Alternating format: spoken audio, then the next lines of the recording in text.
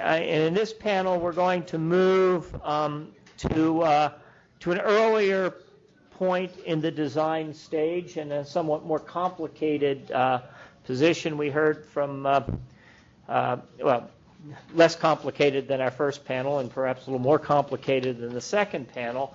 We're moving to an area with a regional system with many, many governments rather than a single government, and a fairly severe combined sewer overflow problem. That's the Pittsburgh region, or Allegheny County, which is the applicable county. And unlike Philadelphia, Allegheny County didn't go through a city-county consolidation.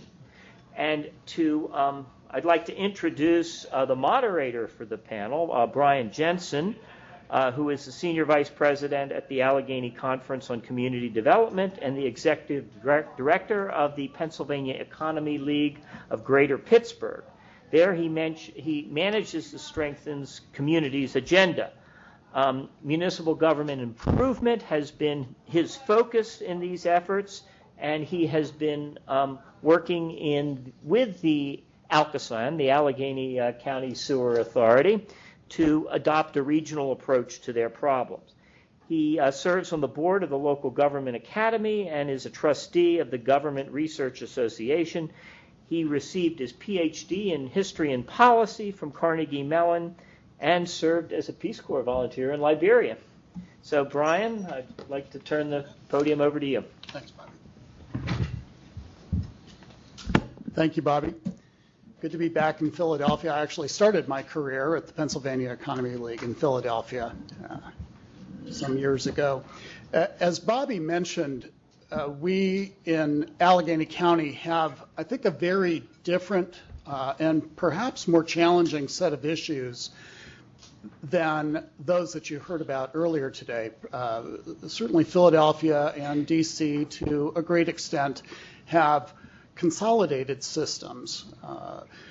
Pittsburgh has both a topographical challenge. We're very hilly and we're subject to flash flooding, but we also have a municipal geographic problem. We have many, many entities, governmental entities, with various responsibilities in the wastewater and stormwater issue. And that is why the Allegheny Conference was asked into the set of issues to facilitate a process to look at regionalization as a way to mitigate some of the problems that ALCOSAN, our waste treatment facility in Allegheny County, was facing.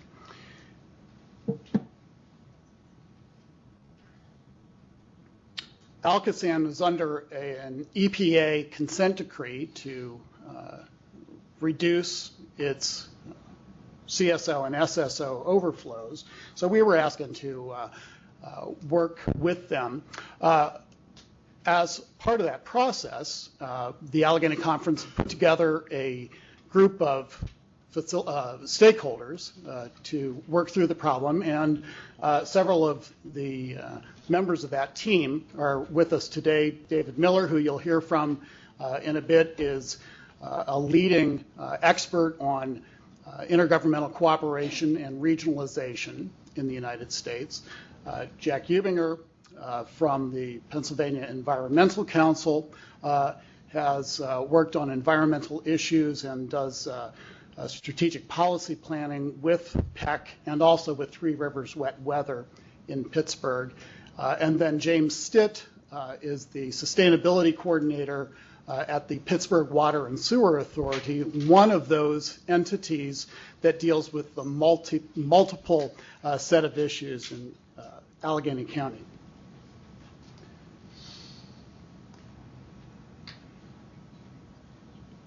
ALCOSAN is it's a very large system, covers a large territory, covers a lot of individuals, and it serves many municipalities. And the key takeaway for my presentation, my portion of the presentation, is this complexity of governments dealing with the set of issues in the Pittsburgh area. We have 83 municipalities that are part of the ALCOSAN system.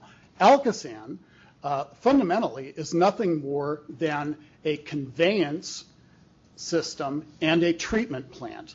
All of the collection of wastewater, stormwater, and sewer water upstream is done by the municipalities, by those 83 municipalities. So unlike Philadelphia and DC, where you essentially have a centralized system, we have a very decentralized system.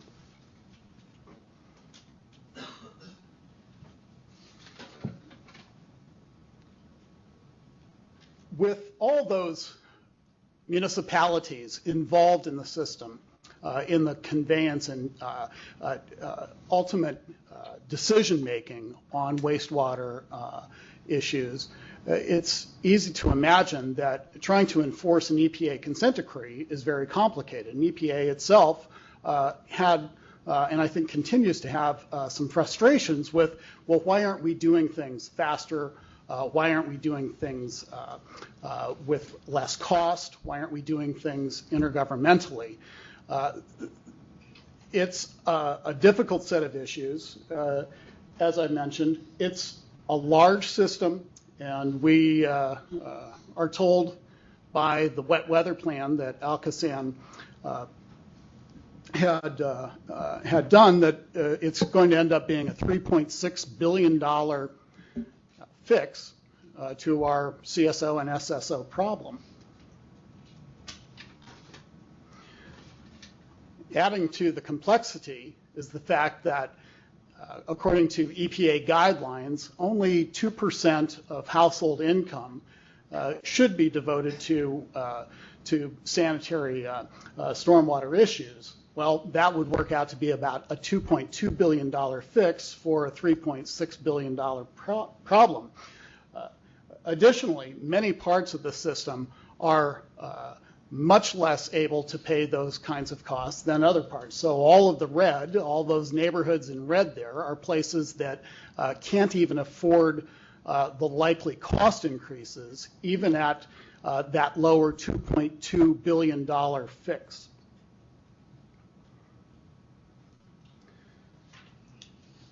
So what do you do? We have this fragmentation problem, and as we began to address it, we also heard a very, very vocal outcry from the community that we needed to do something about green infrastructure. The plan up till that point, up until about a year and several months ago, was we're going to put concrete tunnels in the ground and we'll fix the system. That'll be our $2.2 billion fix and we'll be done with it. Well, obviously, as you all know here, there are many other benefits to be gained from addressing the issue through green technologies.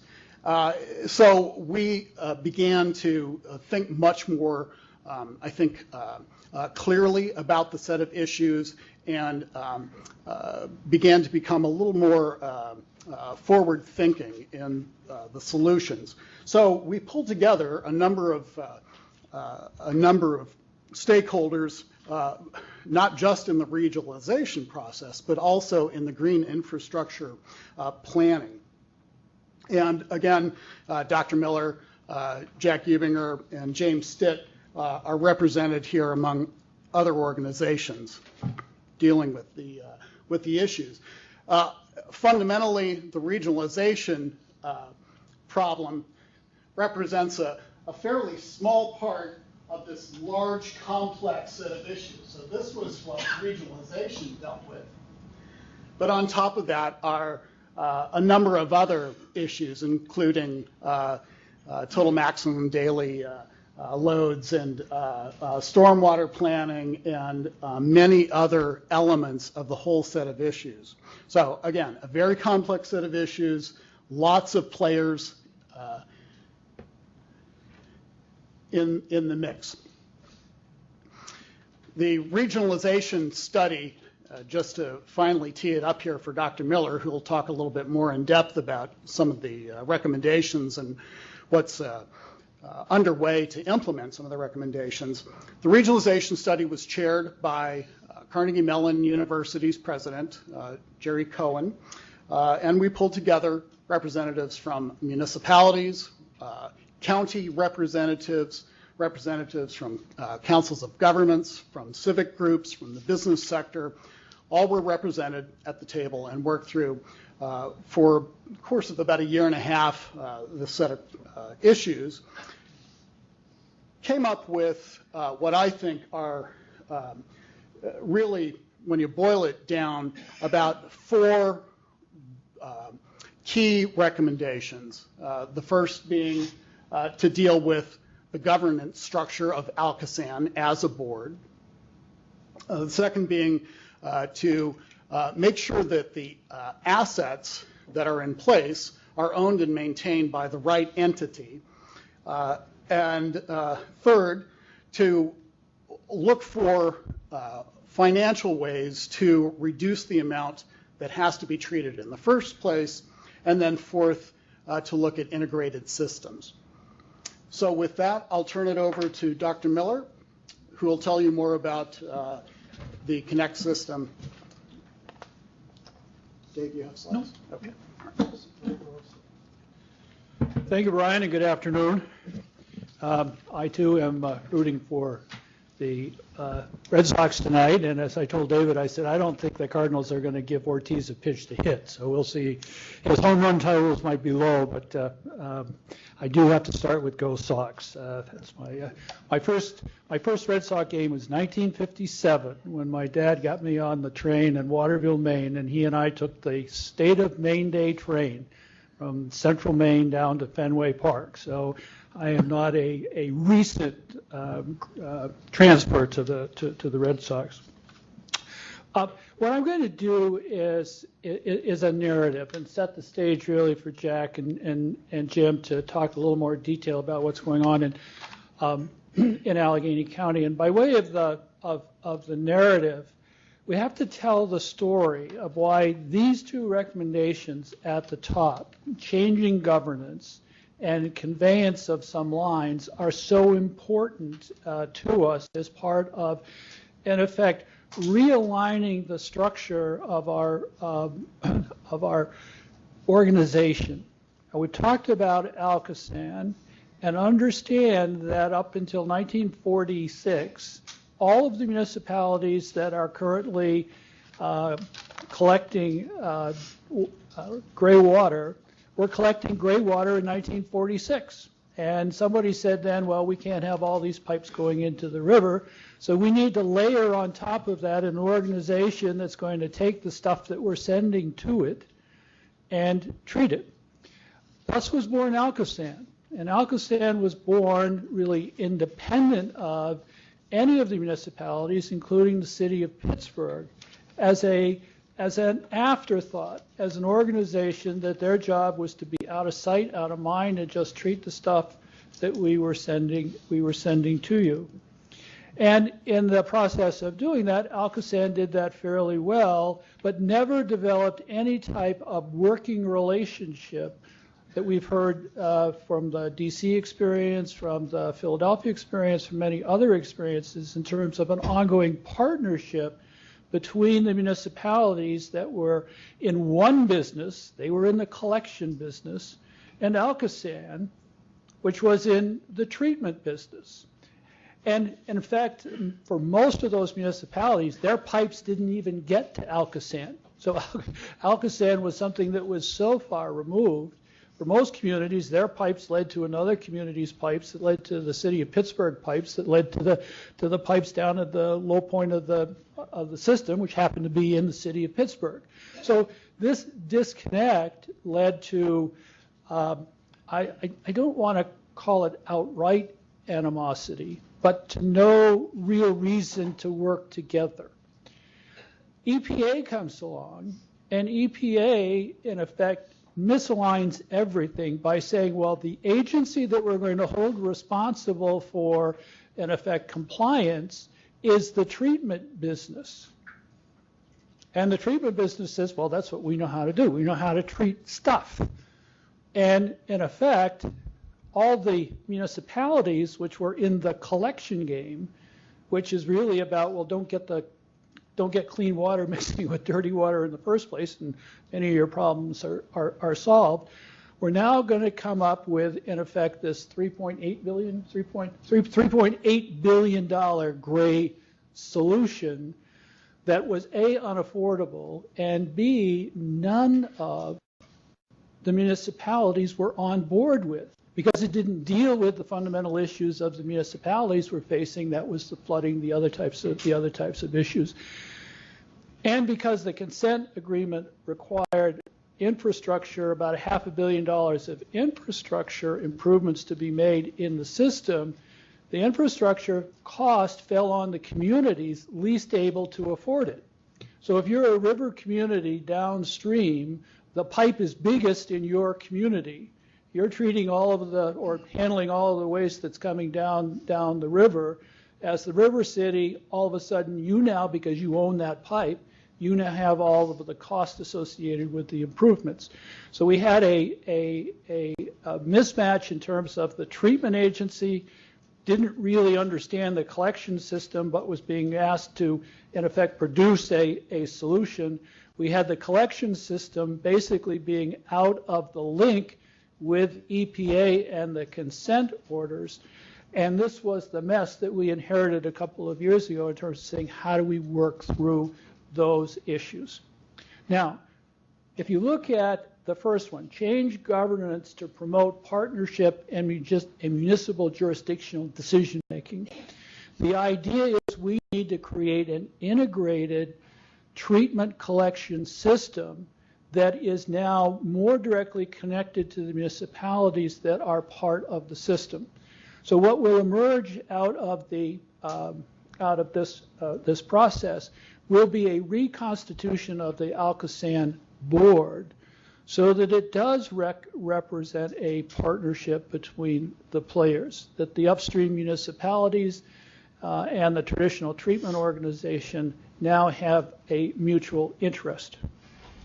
The second recommendation is that the transfer of the municipally owned, multi-municipally owned pipes. As Brian said, ALCOSAN, outside of the pipe that runs along the river, the conveyance pipe, isn't in the collection business. That's not their business.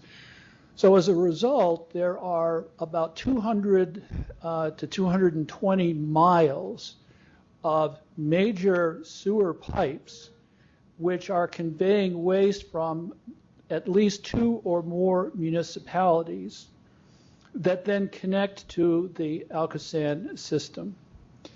The idea is to transfer the ownership, or now some would call it an asset, others would call it a liability, but basically to transfer those pipes to ALCOSAN so that ALCOSAN, in effect, two things happen. The first is ALCOSAN moves into the collection business. They become now the owner of the pipes where many of the infiltration issues are the greatest. And they're now able to make those infrastructure improvements and spread those costs to all of the ratepayers, not the ratepayers in the poorest of the communities that can't afford to do that. And secondly, ALCOSAN is now directly connected to every municipality in the service area, so that there is now a direct connection between the 83 participants and ALCOSAN. Our idea is that at some point in time, we'd like to see particularly some of the smaller systems move to, in effect, turn it over to ALCOSAN, so that ALCOSAN slowly begins to take on more and more of this collection responsibility. Now, the green infrastructure issue, and one of the reasons why green infrastructure is only maybe a year or two old in Western Pennsylvania, was this mismatch, and in terms of now putting ourselves in a position where our solutions are going to be more driven by the municipalities and the collection system, and you'll hear that from Jim as part of the PWSA response. What we're now going to see is hopefully laying the foundation for a solution which is going to be much more much more green infrastructure focused, but in effect getting past our fragmented system into a system of governance which can then manage the system in a way the present system hasn't been able to do. So that's the narrative and the background and why those two recommendations are seen as critical.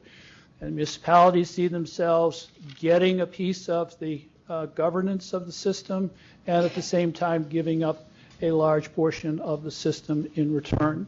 From ALCOSAN's perspective, it creates a new integrated governance where collection and treatment are co-important, and they now have access to all of the individual systems, the small lateral systems that are run in the communities. And with that, I will. No, I have 5 minutes remaining. Well, yeah, I'll talk about tonight's lineup. No, thank you very much.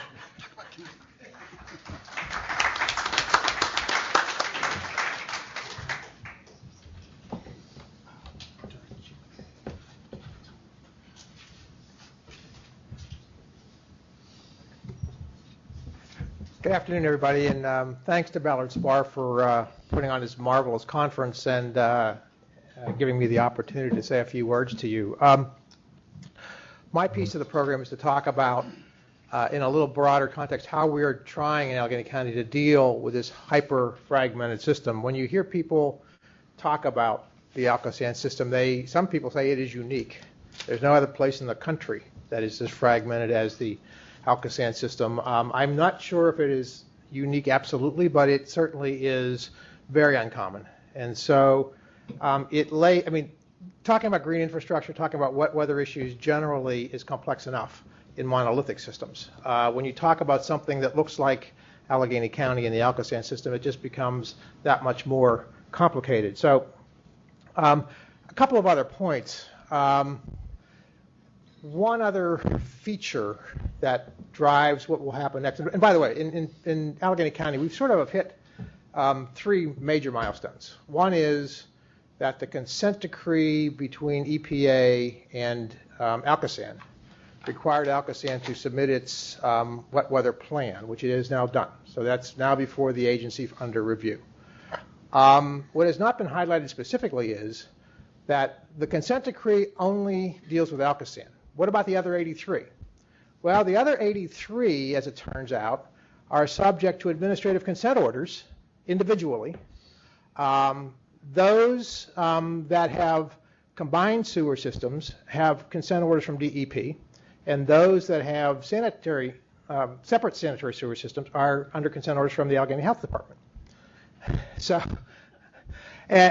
those orders essentially required all of those municipalities to submit feasibility studies, individual feasibility studies, this past summer, and those are now in. So those are two major milestones. I mean, everyone is clearly in the forefront of all of these entities that there's a lot to be done and a lot of money is going to be spent, and what do we need to do about it?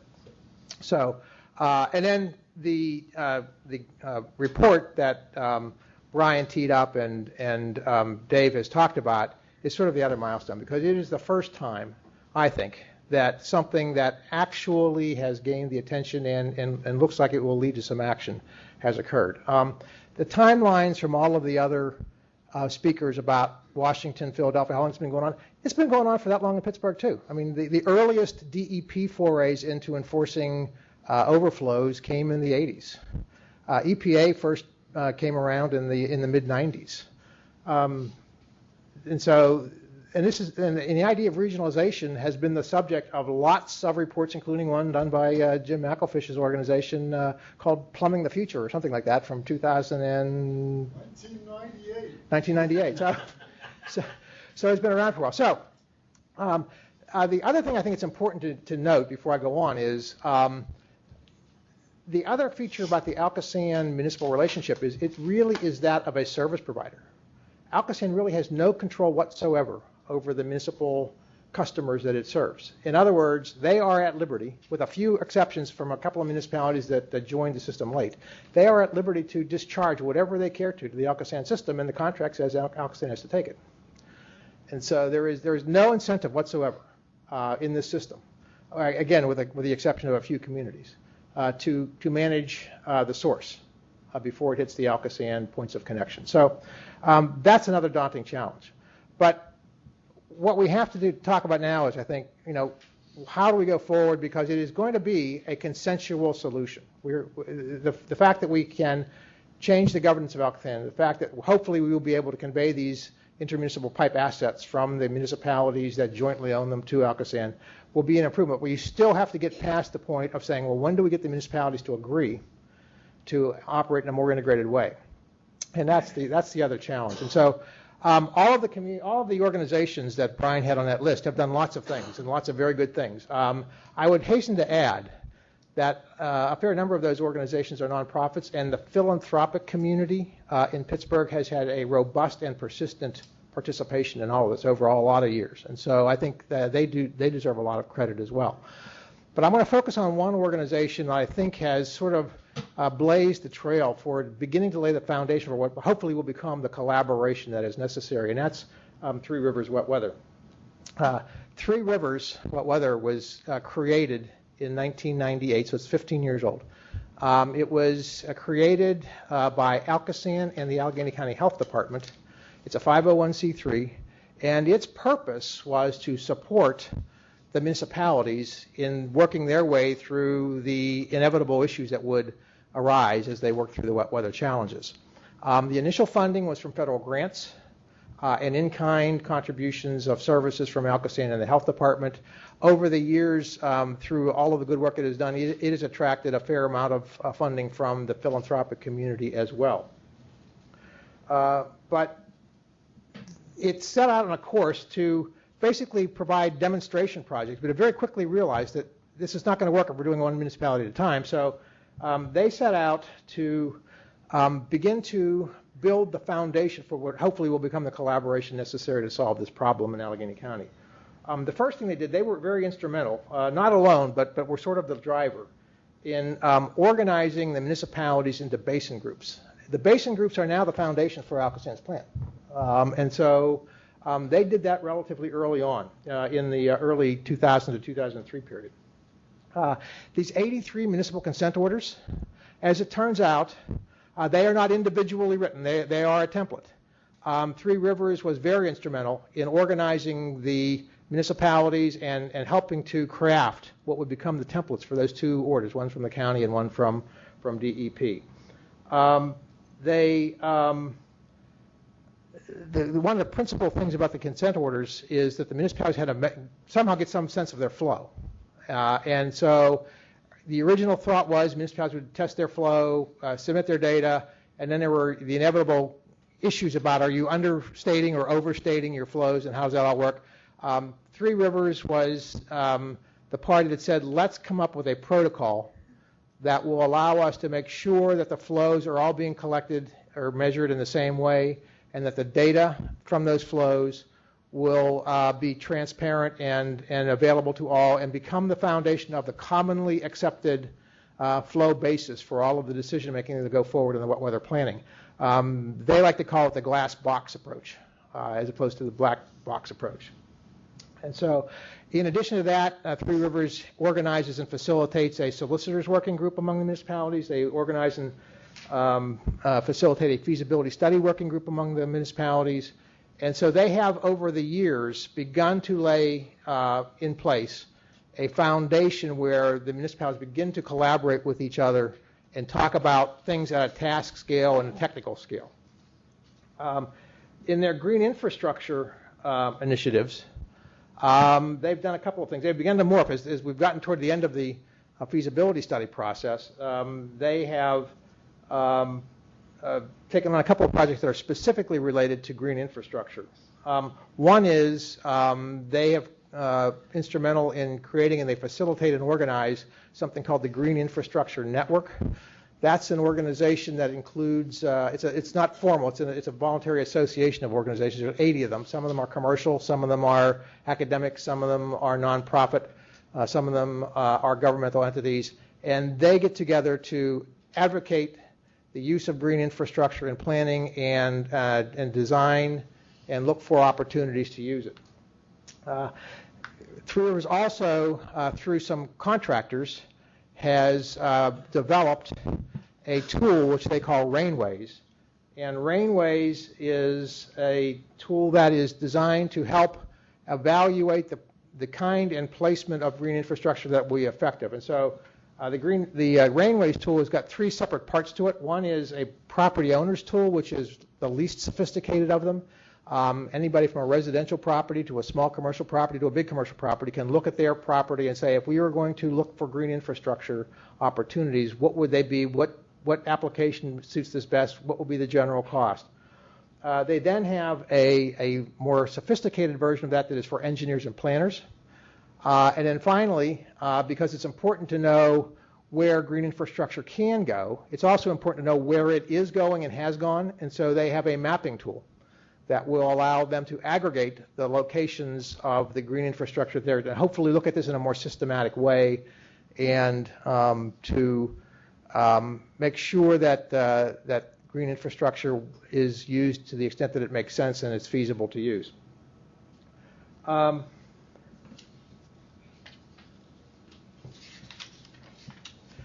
Then using that tool, they have become involved in several pilot projects. A couple of them are in older communities along the river towns where they are fairly densely developed and are looking for opportunities for green infrastructure to be overlaid on existing structures. They are also working with ALCOSAN on a project that is a new development along the river where there's a lot of open space. It's a brownfield site, actually, the old LTV Coke battery, where they are looking for how to incorporate green infrastructure into the design of what will be a mixed-use facility on the Monongahela River. They also have a service agreement with ALCOSAN because when ALCOSAN submitted its plan, it did not prominently include green infrastructure as part of the wet weather plan.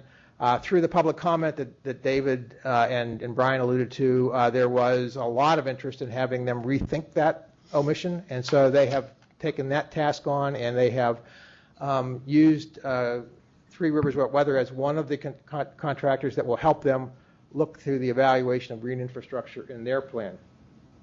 And so what's happened is over time, over 15 years, Three Rivers has, through its collaborative advocacy and its accomplishments, has become sort of the central figure in the activities of a whole bunch of other folks. And they are the go-to resource now in Allegheny County. And I think they have laid the foundation and positioned themselves very well to move forward with the challenges that face us. And so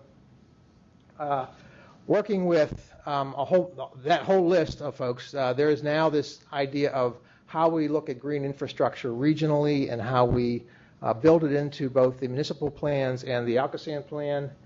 And there are some pilot tests, and there's some exciting things that the PWSA is doing. And I think James will probably talk about integrated water planning as part of his presentation. And the challenge there is we not only have to integrate water planning across that whole big structure of pipes that Brian put up a few minutes ago, but we also have to integrate it into a cooperative effort around the municipalities that have to work together. And so one initiative that the Pennsylvania Environmental Council, Three Rivers, and Connect and a couple of others are gone into is thinking about a consensus project where we would look at stream sheds or watersheds or basins to develop an integrated water plan that not only integrates the compliance aspects but integrates the communities that will be working on it. So with that I will end now. Hopefully we'll have time for some questions. Thank you.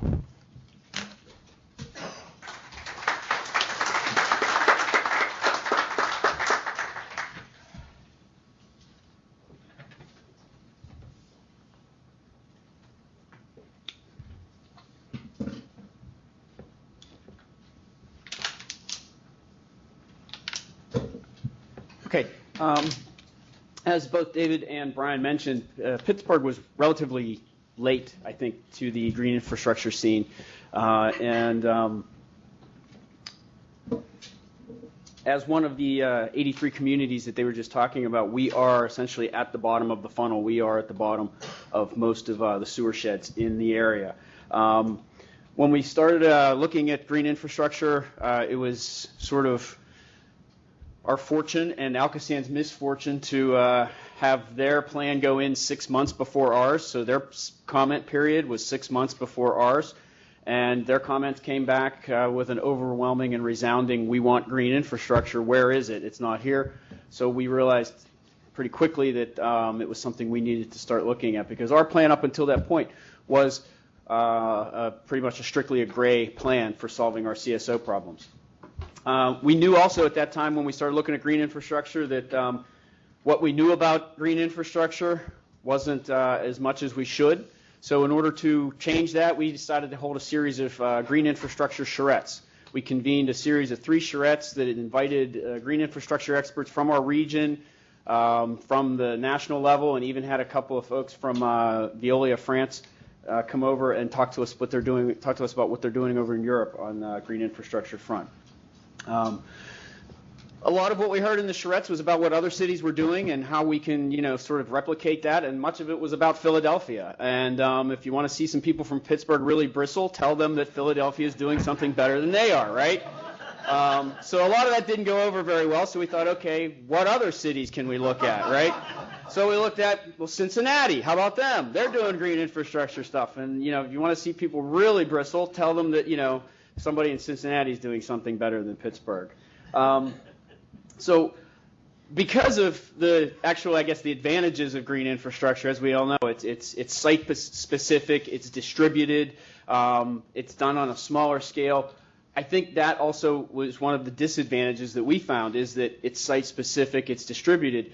We didn't have evidence from Pittsburgh. We didn't know what it would do there. When we said, oh, well, they're doing this in Philadelphia, it was like, doesn't matter. They have sandy soils. We have clay. Well, they're doing this in Philadelphia. Doesn't matter. They're flat. We have hills. We have slopes. We have steep.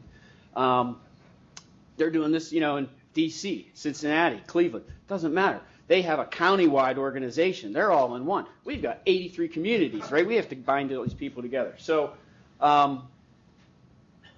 we figured, okay, we have to prove this to ourselves, basically, is what we needed to do. So in our consent order and agreement plan, our wet weather feasibility study that we submitted to DEP, we included a green infrastructure adaptive management plan, one that had the goals of using integrated watershed planning, and everybody is familiar with integrated watershed management planning here, I'm assuming. I'm not seeing any hands go up, so I'm thinking that's a no. Okay, well, about half. All right. Just real quickly, integrated watershed planning is a way of looking at your water issues from the water quality standpoint, and approaching them not just from a CSO reduction in volume, but looking at the water quality in the rivers and streams. Are they fishable? Are they swimmable? Does it meet the Clean Water Act standards? And taking into consideration all of the water quality issues you have: flooding, TMDLs, MS4s, CSOs, SSOs, and combining that into a single effort on a watershed basis, not just a municipality basis. So anyway, some of the goals that we had for this were to identify the optimal green-gray solutions. We knew we have to do some gray just like everybody else. It's a big component of it. But how can the green work as a hybrid system with the gray and make it work even better? We also looked at this, where can we do the integrated watershed planning using the EPA's new framework, how we can become a recognized leader in the region and hopefully work with the other communities and showing that this stuff will work. And then finally, what we ultimately want to do is revise and resubmit our wet weather feasibility study, resulting in a modification to our consent order that will include a green infrastructure component in that consent order. What does this program look like, the way it works? It's an adaptive program. We heard that from Joanne and Carlton, both from both D.C. and Philadelphia, that we need to look at these things on a regular basis, going back and forth at them, what works, what doesn't work, taking it out if it doesn't work, putting something new in if it does. We broke ours into 3 stages. It's over a 4-year period. The first stage is a building support stage, looking at getting regional and regulatory support. And if any one of these at a certain point we can't achieve what we need to in that stage, then we're just going to simply resort back to our baseline compliance approach, which is pretty much the gray plan that we put forth earlier, because that will attain our compliance to the consent order. But we're hoping, and it looks like things are going in the right direction, that if we move into, and get the regional support and regulatory support, then we move into an implementation plan where we'll use some technical justification to show that this stuff works, and then once we show that it works, putting together a final plan for the regulators so that they can revise and resubmit our COA.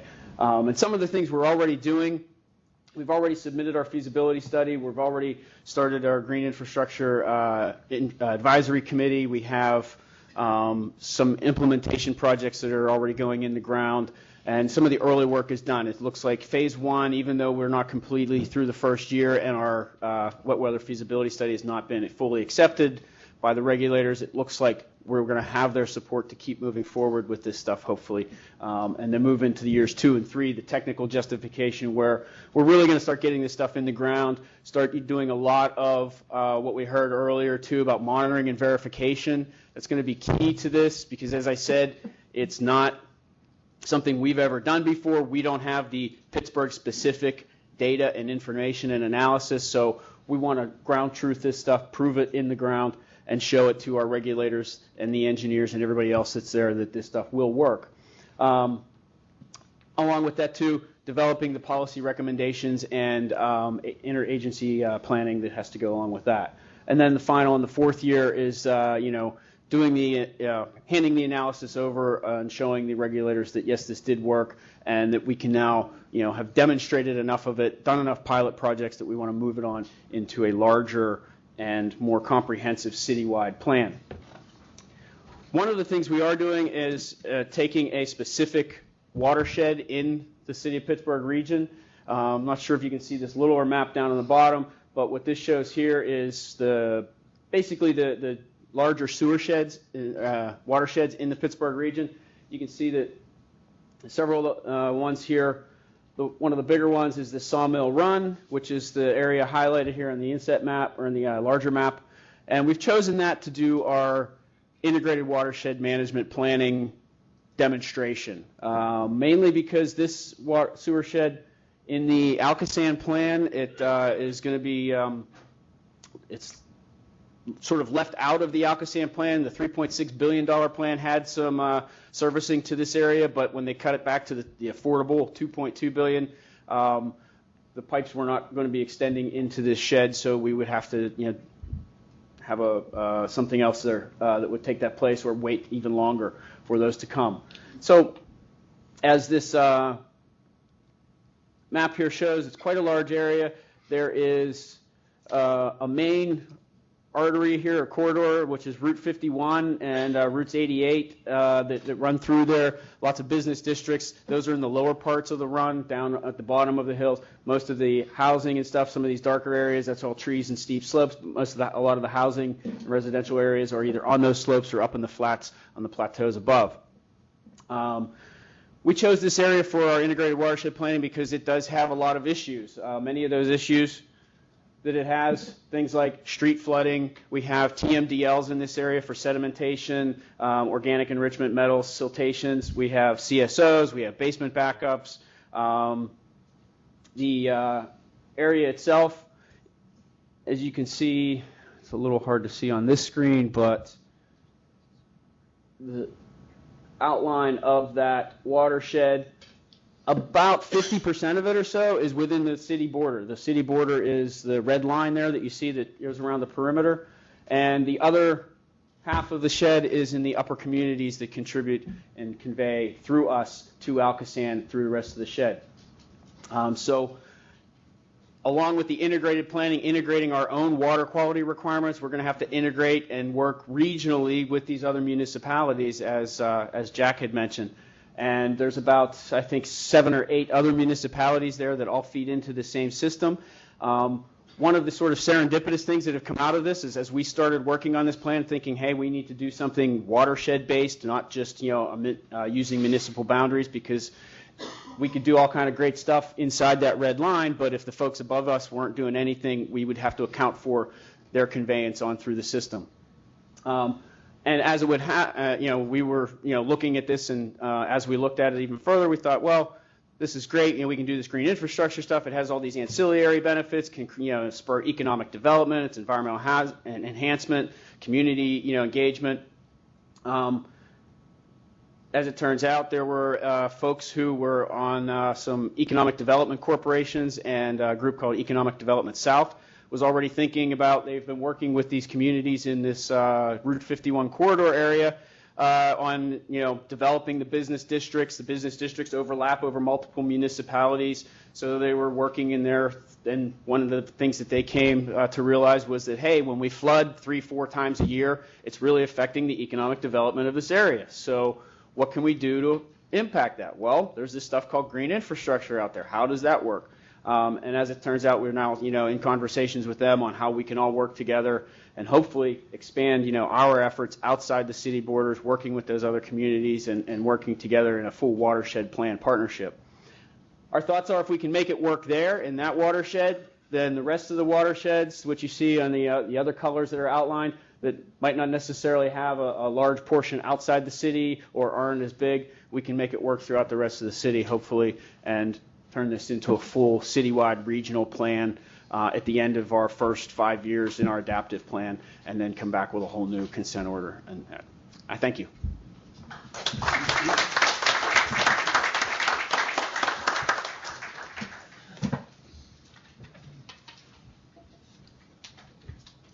So some great presentations on a very complicated set of issues in Pittsburgh. We have time for some questions, so throw it open. Bobby up front first. Last year's presentations, one of the key elements of the New York and Philadelphia programs for dealing with CSOs is the imposition of impervious surface fees, which also open up the possibility of creating the appropriate incentives to aggregate and to do, and even to possibly set up trading programs. Under the Municipalities Authorities Act, like many states, authorities have the ability to impose fees. I mean, what has ALCOSAN been doing about getting fees to both finance CSOs, regardless of what happens, and also to create an incentive structure for cooperation? Sure. Great question. I'll just tee it up with a little bit of the background and then throw it to James and Jack for the real answer. But just a little bit about the background. ALCOSAN charges the same rate regardless of where you are in the system. So if you live right up the street from the sewer treatment plant and you use 50 feet of conveyance, it's the same price as if you live 15 miles from the plant. So that's a bit inequitable to some degree. And what it means is that any amount that is produced in these municipalities ends up having to be accepted by ALCOSAN. They can't, they don't have gates and say, gosh, we're not going to take it unless you pay us a little bit more money. So ALCOSAN has begun to raise the rates, but there is discussion about some incentives. And Jack or James, you might have something to say about that. A couple of things. One is Brian's right. ALCOSAN's fee structure is based on water consumption, not sewage discharge. And there's a statistic that some like to quote that something like 60 or 70% of the dry weather flow that goes to the ALCOSAN system is not covered by any of those fees. And that's one of the changes Yeah, right. that New York and Philadelphia. Right. Yeah. And so the question then becomes, all right, if you have a stormwater utility, and by the way, a couple of municipalities have on their own decided to look at stormwater utilities. There's a suburban community called Mount Lebanon, which has a service fee based on impervious stormwater surfaces now. There's at least one other in the South Hills area that is thinking about it seriously, and there may be others. But when we've looked at it, the question becomes, should it be municipal by municipality at one end, which to me doesn't make a lot of sense. Should it be countywide? And if you go countywide, that's beyond the jurisdiction of ALCOSAN, because ALCOSAN serves 83 municipalities. There are 130 municipalities in Allegheny County. So ALCOSAN itself doesn't cover the entire county. And so the question becomes, at what scale do you impose it and by whom, and do you create another authority, or do you try to work within the structure you have? So those are the kinds of challenges that I think are embedded in the answer to that question. James, I don't know. Yeah, and as Pittsburgh itself, I mean, we are considering a stormwater utility fee, just like some of the other cities and the other communities have. It's, as Jack mentioned, it's one of those things where we want to do it. We know it's going to be necessary. It's the only way we're going to be able to fund these projects. It's the only way we're going to be able to actually capture an equitable, and equitably distribute the to the people who are contributing to the problem. However, my worry is that we're going to end up with 83 different stormwater utilities in the ALCOSAN sewer shed, and that could be even complicate things even more so than they are. So I don't know where it's headed, but we're working on it. David, just a comment to fit it in, because I've heard that Bob and I've heard Howard Newkirk, the water commissioner here in Philadelphia, speak on this. I think the key and the genius is that you impose your stormwater charges, your regime based on parcel size, obviously. Yeah. And that is controversial, but I think that's a key in terms of the carrot and stick approach here. Yeah, and everything we've looked at, that's been what we were looking at is the impervious surface or in parcel size, residential unit-based type structure for that fee, and getting it, getting that away from using a metered water basis. so there's a question over here. Just to get it clear, so ALCOSAN is not set up as an authority, then? It's legal organization? No, it is an authority. It is an authority. But it does not cover all of Allegheny County. No, I understand that. I know the area. I mean, what you're really saying is that you have tens of thousands of property owners, or vacant property, that, so there is no water meter going in, you're not collecting any revenue from. Right, somebody that operates a parking lot downtown, it could be 4 acres of parking. He does not have a water meter or a bathroom or anything on the site. He pays absolutely nothing into the sewage fees, but yet all that runoff ends up in the storm system. Knowing your area from a community development perspective, I can't believe you wouldn't wind up with dramatic rate cuts on anything functioning, in both in your city and in many of those towns in the valley. The free riders would pay, and everybody else would have tremendous decreases. For those of you listening remotely and in the back of the room, the comment is that once the free riders are paying, that there's an opportunity there perhaps to even reduce costs. I do have a statistic. That's an important point, and I think that's why the reforming of the governance structure is so critical, because at this point there's no one really in charge, and PWSA, which is Pittsburgh Water and Sewer Authority, basically is responsible for the sewer pipes within the city. All these multiple municipalities outside the city, 82 of them. ALCOSAN being basically this organization not really equipped to deal with the problems up to this point. So once I think we can restructure governance so that we create a more unified sense of how does the system work together, then I think we're going to see some huge breakthroughs in decision making, and that's why I said this has been we have to go through this very laborious process of realigning our governance so we can then deal more effectively with these issues that other areas I think have been able to get out in front of us. But not being a county-wide organization, I take it the county government doesn't much care one way or the other. Well, the county government is caught in the middle in the sense that you're absolutely right. It's not a county function, although the Allegheny County Sanitary Authority is a joint appointment of the mayor and the county executive. But that puts a lot of systems outside the purview of ALCOSAN. And Brian asked me to mention, you've heard a lot about organizations that we create. When you're the most dense governmental or most densely fragmented governmental area in the country, you have extraordinary means to try to deal with these issues. So the development of Three Rivers that Jack talked about was an absolutely critical organization. Another organization was created back in 2008, which is called CONNECT. It stands for the Congress of Neighboring Communities. And that is a partnership between the city of Pittsburgh and the municipalities that share a common border with the city of Pittsburgh. And by the way, of the 82 municipalities, 35 of those share a common border with the city.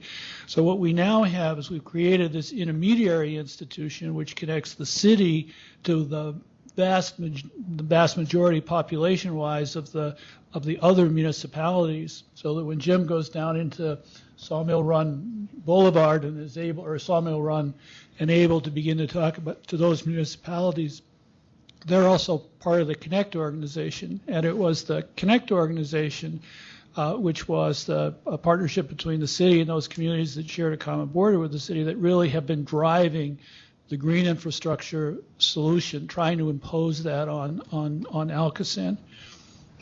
Great. Thanks. Question up front here. Yeah, I'm just trying to understand this a little bit more. So, ALCOSAN assesses a sewer fee based on water meter usage. There's no distinguishing between sewer and stormwater. And in order for you to go ahead and solve the green stormwater infrastructure problem or separate stormwater from sewer, you have to incentivize those users upstream somehow.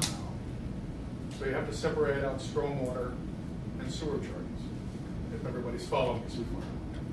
So in the reconstituted structure of ALCOSAN and the change in governance, and transfer the ownership of those pipes in the collection system to ALCOSAN, does it really afford you that change? And will some incentive structure be established in that governance that allows them to put green infrastructure in a local municipality? Look, I think that's a $25 question, and I think it's almost a case if we have to do the reorganization first, so we can put ourselves in a position to in effect have that become sort of the agenda. Now, for instance, when it was the Connect, when I talk about the Connect municipalities, these are the local government officials who are part of this organization, and they actually have a Congress every year and they vote on issues. And one of the issues that they voted on was this transfer of the pipes, the pipes, which the vast majority of the pipes are in the communities closest to the city. And they recognized that this was in many respects, a liability transfer, because here was a pipe that was now the responsibility of an individual municipality, and they had to appropriate money and pay for it. They are now transferring over to ALCOSAN, so that in some cases there would be, in effect, a savings that costs that they were heretofore incurring, they would no longer incur. They went on to vote as part of that resolution that any savings that were received by this basically transfer would be put back into green infrastructure. So beginning to recognize that they're in it all together, and I think that's an encouraging sign to think that, you know, as we have built this infrastructure to deal with governance, that we're bringing along the players in a way that we will be able to do some creative decision making. John Schaumbert, who was the founder of Three Rivers, the guy who started the water basin groups, a few years ago when we started Connect, we said these are the first elected officials for Connect were graduates of the water basin, the elected officials that came out of the water basin. So these officials learned a lot about intergovernmental stuff within the water basins and have now transferred that out to not only the water basins, but a wide variety of public policy issues. Yeah, the whole issue of incentivization and the fact that ALCOSAN does not cover all of Allegheny County. Let me just give you one illustration that involves where I live. Pine Creek runs basically from Pittsburgh, discharges into the Allegheny River, north to the Butler County border and a little beyond. If you go up to where the community I live in, a handful north of me, are not part of the ALCOSAN system, but we are part of the Pine Creek watershed. And so if we're going to try to manage Pine Creek watershed in a stormwater utility, and frankly, the places that are where I live in north are the places that have the most opportunities because there's more open space there than in the communities that are south. And so this idea of the scale and who it is that is the administrator of a stormwater utility is really the critical function. And the status quo right now in Allegheny County is that this is all consensual. ALCOSAN provides service to its municipal customers based on contracts that go back sometimes to the 50s and haven't been amended since. Some of the later add-ons to the system have different contracts, and a couple of them have surcharges for flow. But by and large, right now it's consensual. And from the way I look at it, and I come at this from sort of the conflict resolution perspective, I think that the solution has to be at least started from consensus, and then figure out who it is that will be the entity that becomes the stormwater utility. If there's one more question, I see a hand right there. Yes. As far as, and I'm not so familiar with it, but the Municipal Authorities Act was amended recently to add the ability to create an authority for stormwater. Have you seen that as a potential solution for dealing with some of the watershed-based issues and to maybe provide a way for particularly the upstream communities to sort of, the only way I can think of it is sort of a fund transfer, but you facilitate sort of economic job creation and environmental improving thing across the whole watershed and put it into maybe some of the rural communities while also, facilitating stormwater. The question is, does the recent amendment to the municipalities, to the Municipal Authorities Act provide some opportunities to do things in a better way? And Jack, you've done some work on that. Maybe. Oh yeah, and I'd be interested to hear what David's take is on the appetite for Allegheny County to have another authority. But the Municipality Authorities Act, presumes there's an authority, and so right now there is ALCOSAN, which does not cover all of Allegheny County. There's the Pittsburgh Water and Sewer Authority, which covers even less of Allegheny County than ALCOSAN, and a couple of very small joint authorities among a couple of handfuls of municipalities.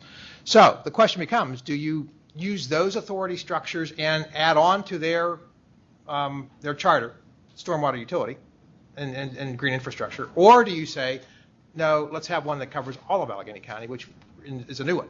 So David, what do you think? It seems to me, as we study metropolitan regions in the United States, that the more fragmented you are, the more you use creating more fragmentation to solve your problems. So I am of opinion is the last thing in the world we need to do is to create another institution. What we need to do is to figure out how to get those existing institutions, restructuring them. And I guess, Jack, that's why I'd say, well, I think this, this move with ALCOSAN is so critical. I think there's no way ALCOSAN could be expanded to be a county-wide authority the way it's structured now.